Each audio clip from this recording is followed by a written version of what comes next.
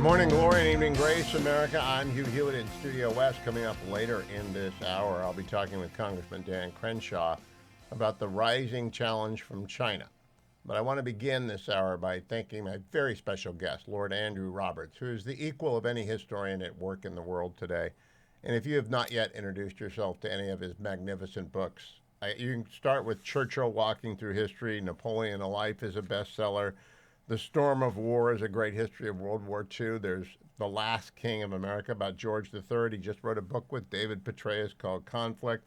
We're going to talk about his book, Masters and Commanders, this morning, but there are so many great books. My favorite, maybe the most obscure, Salisbury, but I love them all, and I found the new one when I got sick about a month ago, Masters and Commanders. Not new, it's 15 years old, I just didn't know it.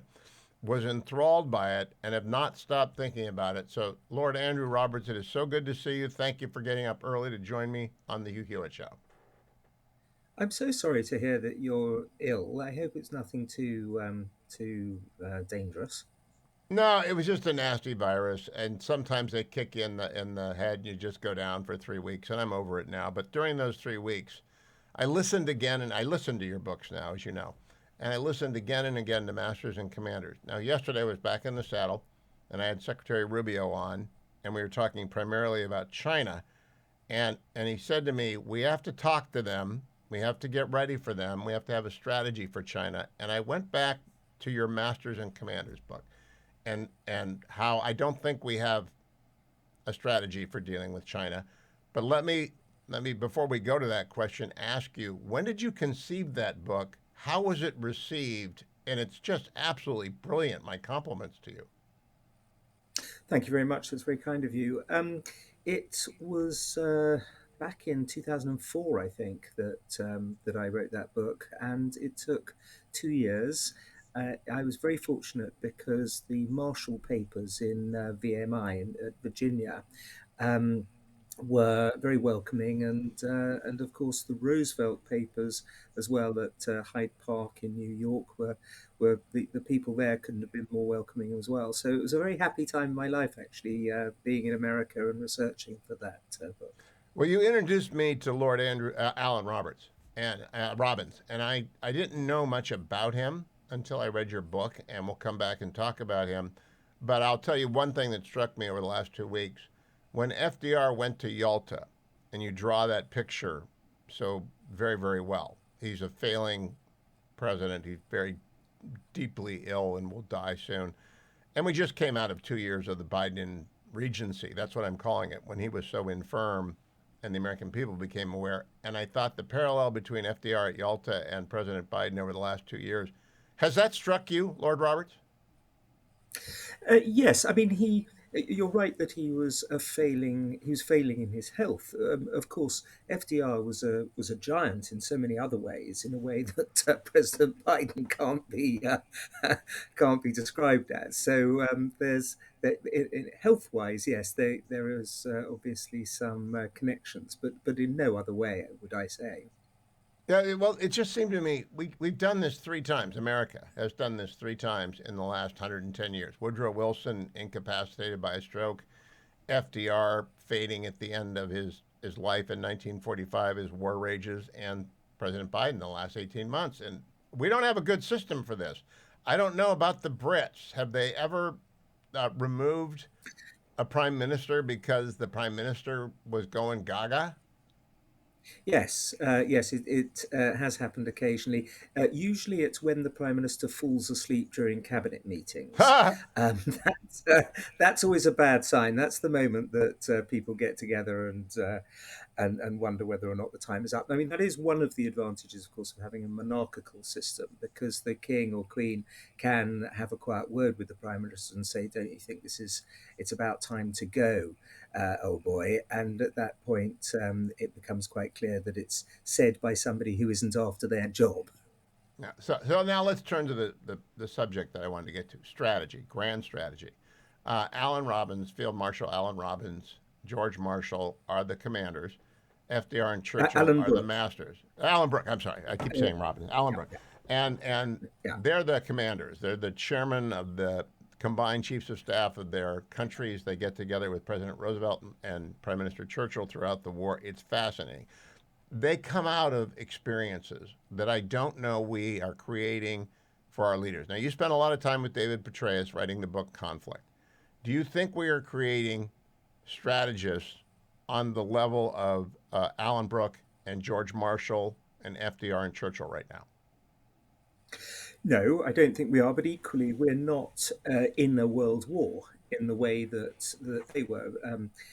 George Marshall became the chief of the US Army staff on the 1st of September 1939, the very same day, coincidentally, that Hitler invaded Poland. Alan Brooke took over in 1941, by which time the war had already been going on for 2 years. So these were men who were flung into the maelstrom of a global war, which isn't exactly the same as the position that we're in at the moment. Well, they were prepared, though. Here's where Secretary Rubio and I were talking yesterday that plays in today. We have a land power, China, that is launching a navy, not unlike the Kaiser at the turn of the 19th century to the 20th, deciding to thrust and go to Attiger and all that. And we have a land power in Asia that is resource stretched, being not embargoed by the United States, but we're throwing tariffs at them, which is reminiscent of the U.S. Japan relationship prior to World War II breaking out. Do you worry that we have a looming confrontation with China that could rise to the level of the confrontation we had either with the Kaiser Germany or with Imperial Japan? Um, I think it's worse than that, I'm afraid. I think it's on the level of Nazi Germany. I think the internal dynamics in China are just as sinister and dangerous and evil as Nazi Germany were. The way they treat their minorities, in this case the Uyghurs, are reminiscent of the way the Germans were treating the Jews up until the beginning of the Holocaust. And I'm afraid I'm a believer in Graham Allison's Thucydidean trap theory when it comes to the rise of China. They're building aircraft carriers, which is not necessary for Chinese defense, never has been. It's a extremely dangerous moment for the world. And in the Taiwanese situation, you can see overtones of Sudetenland and the other issues that the world faced in the 1930s. I'm so glad to know I'm not crazy. I worry about things like this.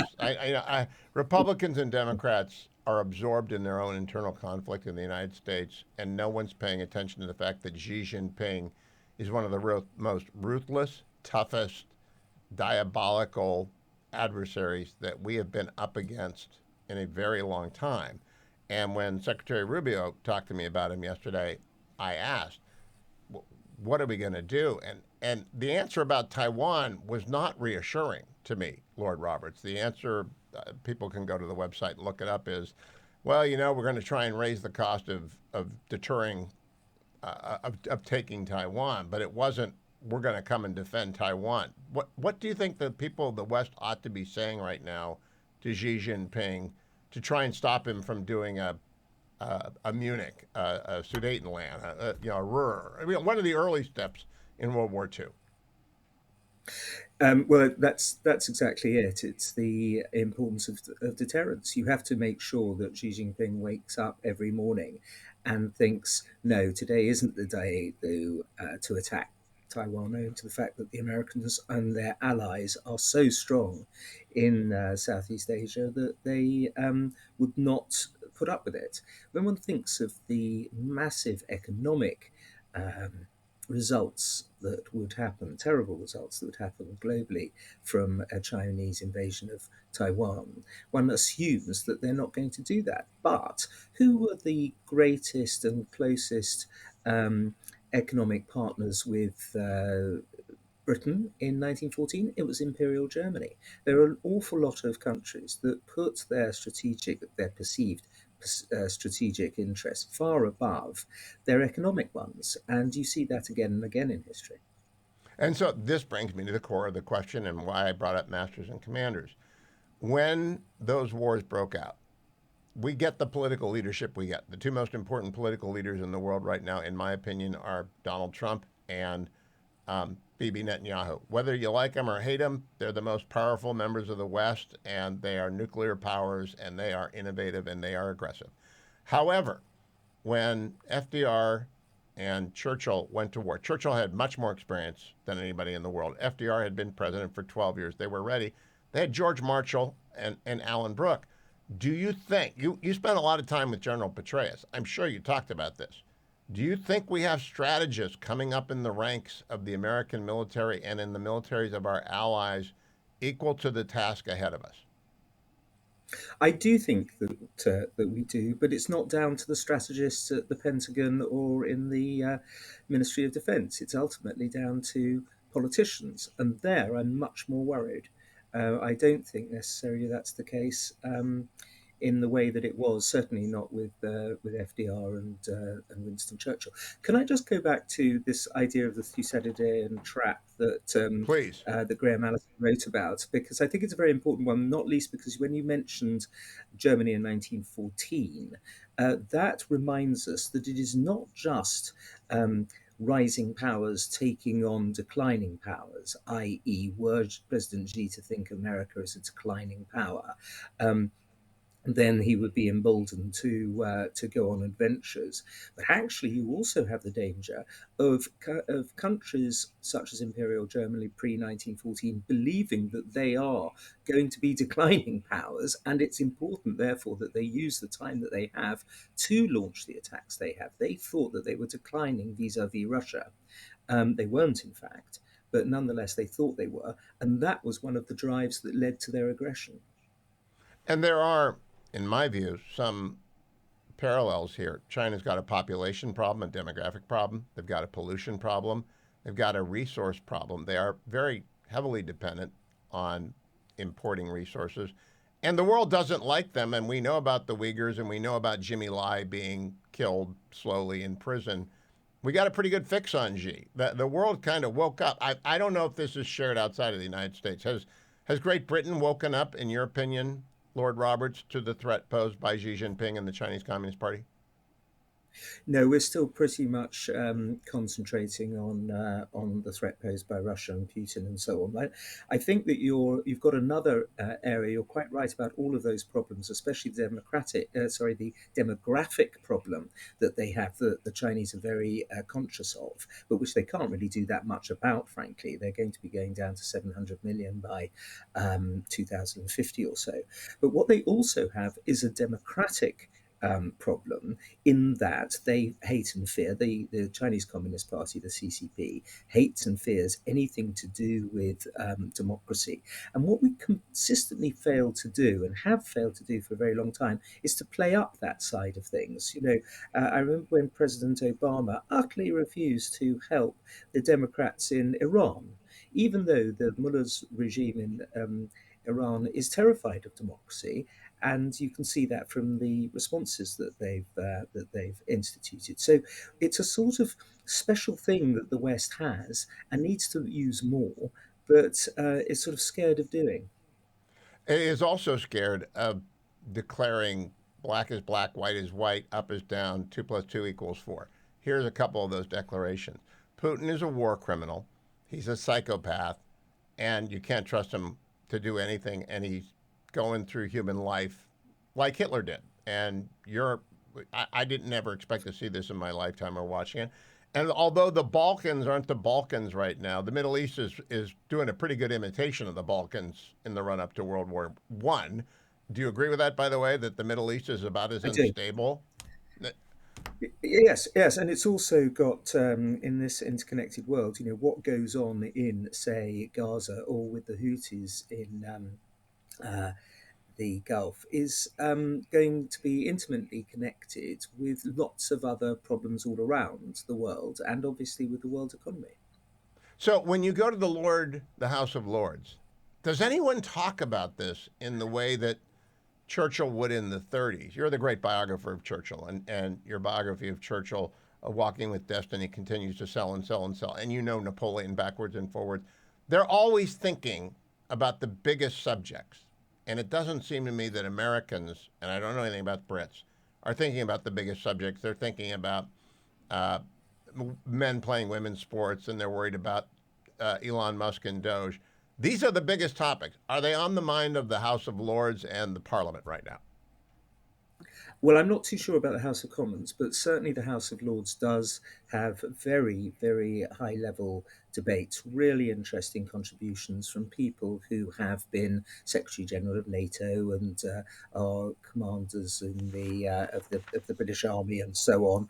Alan West, who was a First Sea Lord, George Robertson, who's writing our Strategic Defence Review at the moment. We're very fortunate in the Lords that we've got these people of tremendous experience who are thinking deeply about what's going on, and they bring out reports on defence. And there's been a recent one on international relations, and they're very, very well worth reading and going to the debates. I spoke actually at the last debate on one of these, and it was a tremendously high quality discussion, frankly. Did it get coverage? No, this is one of the drawbacks. Actually, my speech, fortunately, did get a tremendous number of downloads, like 500,000. But actually, overall, they're really talking into a vacuum. Most people, for most of the time. Now, I pose this question. It's a personal one. Are you worried about children and grandchildren and what a World War III would look like? I mean, really worried? Yes, I am. I'm worried actually for the first time since I was in my 20s and the Berlin Wall came down. In those days, of course, when we were all taught how we were going to, hide under the bed and organise doors to try and protect us in our homes and things like that, and given the 4 minute warning. I mean, it all sounds ridiculous now, but nonetheless, there was a genuine fear that the entire world could go up in smoke. Then for the next 30 plus years of my life, I wasn't worried about that. Yes, there were always going to be wars, but I didn't think that there was going to be one that could lead to such a cataclysm. But now I worry that um, Egypt is going to nuclearize, Japan, Saudi Arabia. Poland has already said it's going to, from being leading most of my life in a world where there have only been 9 nuclear powers, I can see very easily how over the next 5 to 10 years that could balloon, that could double, frankly. I agree. Unless President Trump, in concert with Prime Minister Netanyahu and our allies in the West and the Gulf states and the kingdom, destroy the Iranian nuclear program, I don't know how there is an And alternative to not no, nuclearize. that is important. Another thing that's important is that President Trump should make some noises that he actually stands by Article 5 of the NATO treaty. And it's because he hasn't been doing that that, say, the Poles, for example, want to have a nuclear bomb, and also, uh, frankly, Germany might get one as well. And all of these countries can do it at the drop of a hat. And the reasons they're not doing it up until now is because they trust to the overarching American nuclear umbrella. If that's being pulled away, then we're going to get a world where an awful lot of countries could have their bombs stolen by terrorist groups. Any number of accidents can happen. There are massive dangers to having 18 plus countries have nuclear weapons today. Now there is some good news. After Putin criminally invaded Ukraine for the second time and demonstrated who he is, kidnapping children and targeting civilians, he's just as bad as they come. He's as bad as Xi. Uh, NATO kind of woke up. At least Finland and Sweden joined. Poland got very serious. Germany appears to be getting very serious. Do you think that clarity is arriving on the world stage in time so that the white hats, and I named a bunch of them, and they include the United Kingdom, of course, and France, our nuclear allies, and Israel, and the black hats, Iran, North Korea, Russia, and the top dog, China, that the world is clarifying that we have got two sides here? Undoubtedly, that's right. And one of the good things that President Trump has done has been to force the Europeans to stump up uh, much more money. Not enough, nothing like enough, frankly, but still an awful lot more than they were. My fear is that there are major countries in the world, South Africa and India being the leading two, that don't seem to have chosen the white hats over the black hats and are still very much um, cavorting with some of the most evil regimes in the world, like North Korea, like Iran, as you mentioned, and the other totalitarian powers. So, you know, although they are democracies themselves, they are cozying up to dictatorships and authoritarian regimes that they must know in their heart of hearts are um, dangerous. And there's an archipelago of black hats spread around the world. I could look at Venezuela. I could look at Cuba. Brazil is shaky all the time. The clarity that comes with war usually divides people into two camps. But I want to go back now to the United Kingdom. Not my country, not my politics. But it does not seem to me to be fundamentally serious. Foreign Minister Lammy does not seem to me to be fundamentally serious. Keir Starmer occasionally is.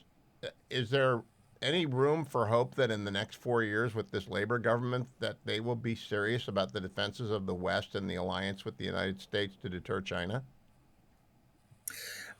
Yes, but not Lammy. I'm afraid Mr. Yeah. Lammy was a lamentable choice, frankly, and his latest screw up in the House of Commons on Monday when he said that Israel was breaking international law, and he had today to row back on that and say that Israel that they feared that Israel might.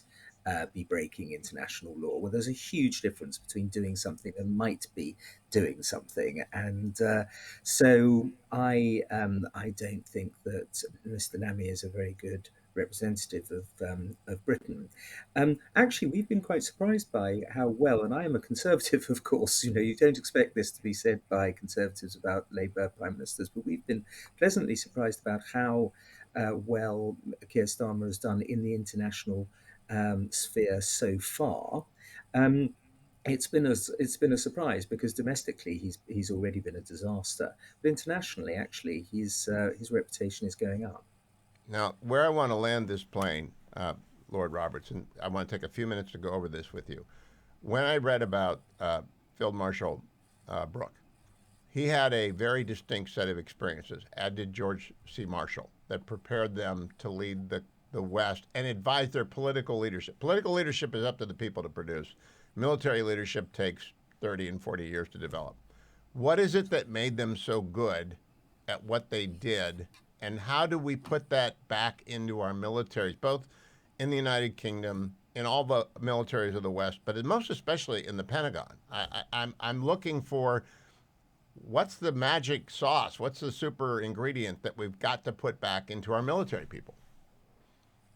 Well, they were natural leaders. These people, they had a sort of sixth sense when it came to leadership, which is a very difficult thing to breed in somebody, obviously, but nonetheless, they had it.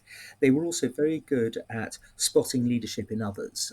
George Marshall sacked 16 generals pretty much immediately after he took over and was in the whole of the rest of the war to sack something like 64 more. So the his ability to spot people and people like Dwight D. Eisenhower, who was very junior when Marshall took over. But that's an important aspect, the spotting of leadership. They were both actually very interested in history. They read a lot. They were interested in the biographies of other great leaders, which I think is an important thing. They appreciated the importance of education and reading and training and so on. They were people who had thought deeply about what was going to happen in the next war.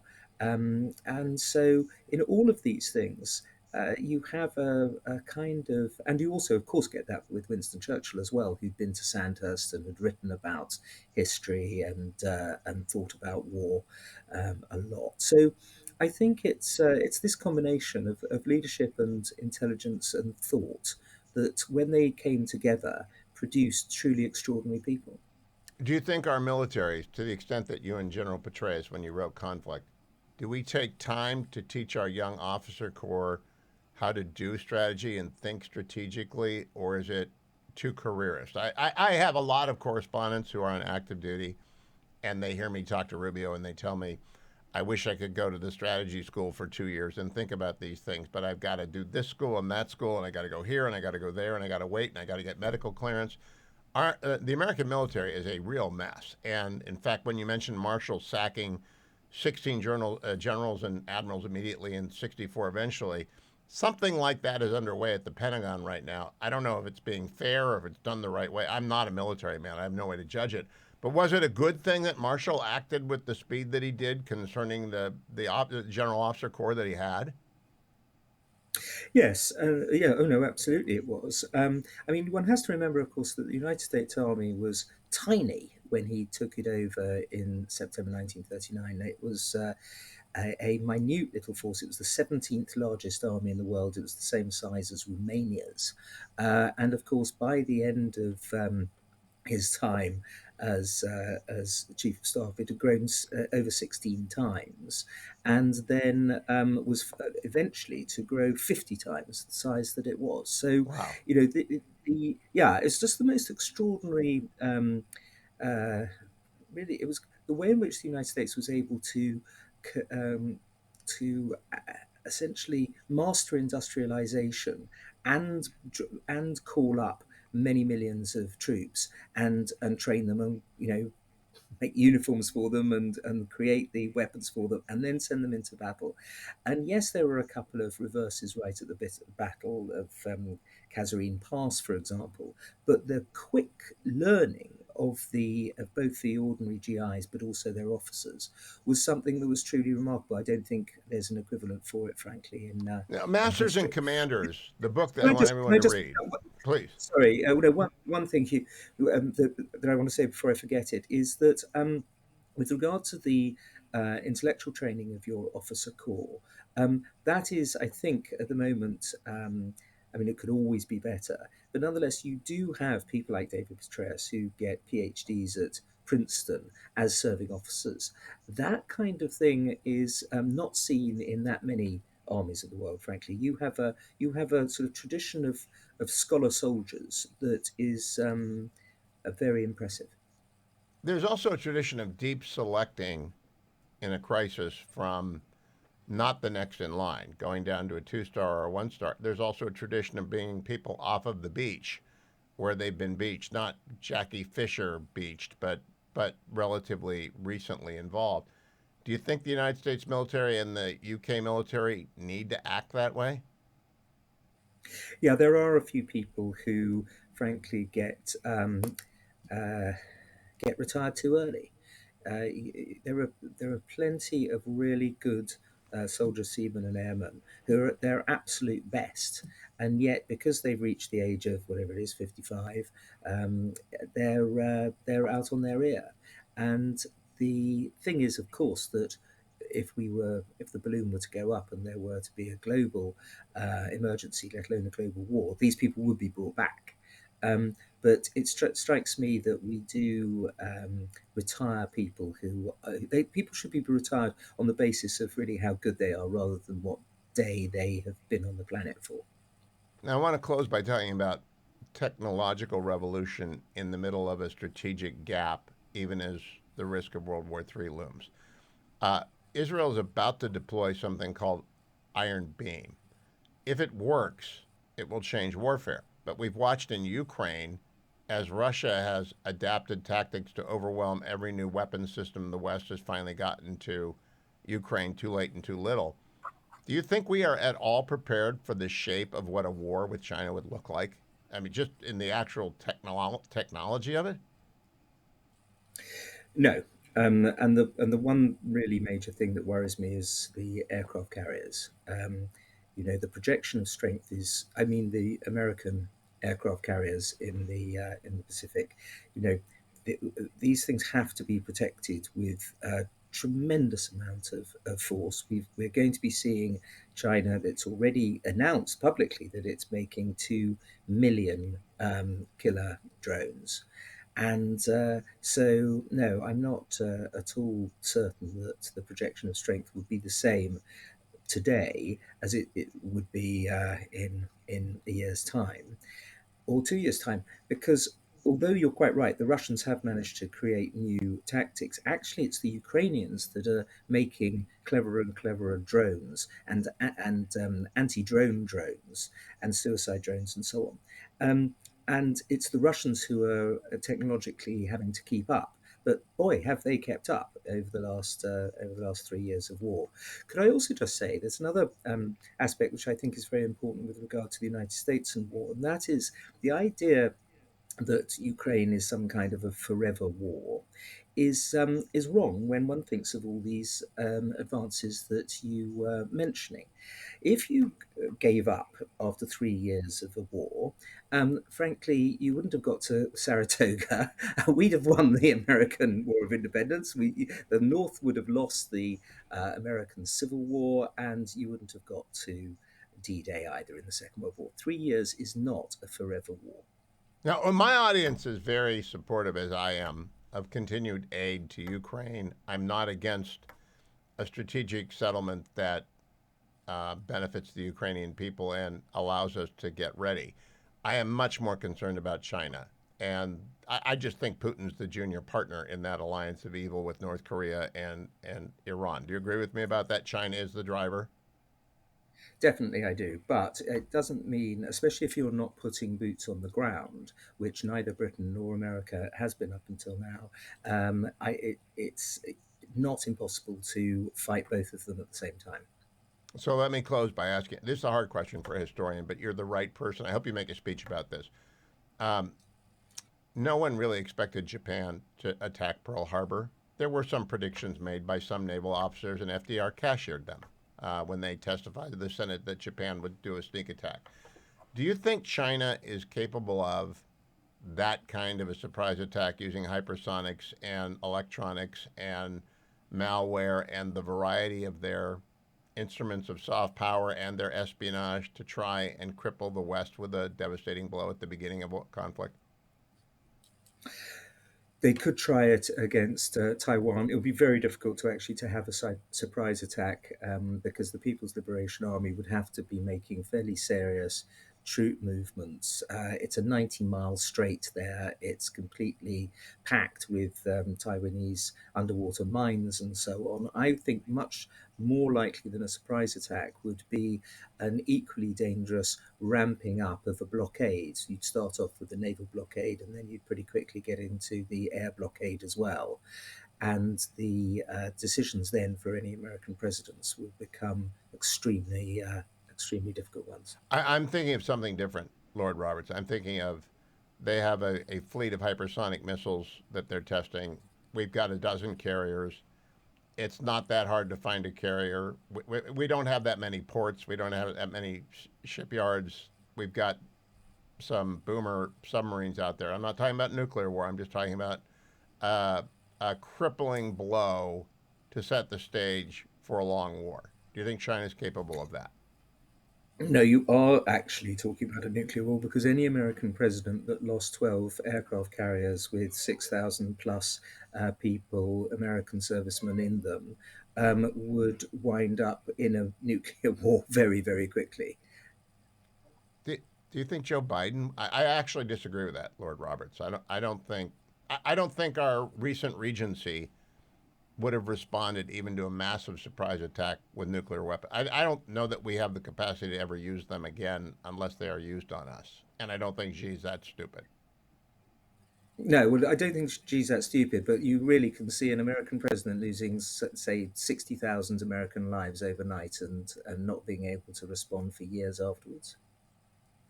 Um, I appreciate your time. Let me check in. What are you working on now? Because I know you're working hard in the House of Lords, but I want more books.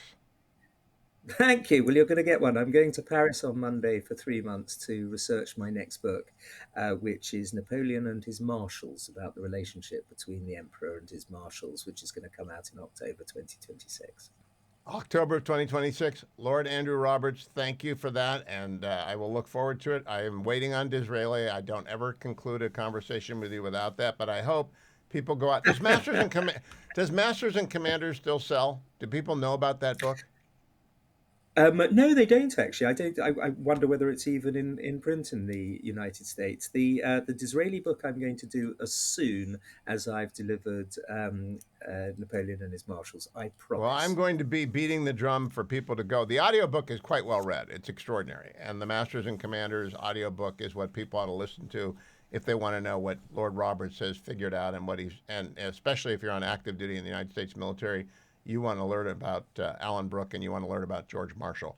Lord Roberts, thank you for joining me this morning. Thank you so much. Hugely enjoyed it, Hugh. Bye bye.